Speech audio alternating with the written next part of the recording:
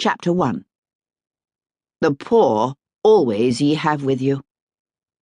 The Bible. The Poor Relation was no longer an apt name for what had become London's most fashionable hotel. The Prince of Wales's coat of arms gleamed over the entrance with that magic legend, "By special appointment."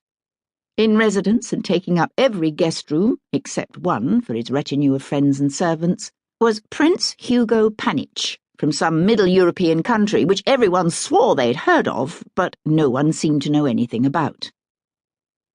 The owners of the hotel had been poor relations themselves when they founded it, that despised, shabby-genteel class eking out a difficult living.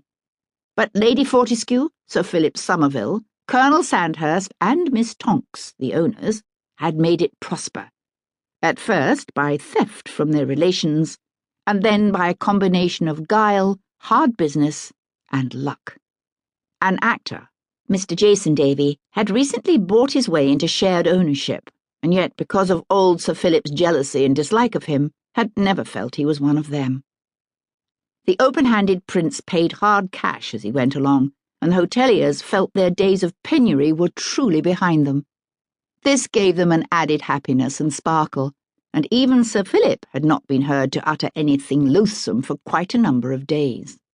But their very happiness intensified the black misery of the occupant of the one apartment not taken up by the prince or his entourage. The occupant was Lady Jane Fremney, youngest daughter of the Earl of Durby. Through her refusal to marry the man her father had picked out for her, she had been cast out until she came to her senses. That, her father considered, would not take very long, as she had only one small trunk of clothes and none of her jewellery. Lady Jane had used what was left of her pin money to travel from Derbyshire to London. She thought back on her miserable, lonely childhood, thought of her bullying governess, thought of the family servants who had treated her harshly because her father, the Earl, encouraged them to do so. "You have to break a woman's spirit to make her a good wife," was one of his favourite maxims, and Lady Jane often wondered whether that was why her mother had gone to such an early grave when she herself was but 2 years old. So she decided to put an end to her life. She had told the owner of the poor relation that her maid would be arriving shortly. Her empty jewel case was weighted down with stones.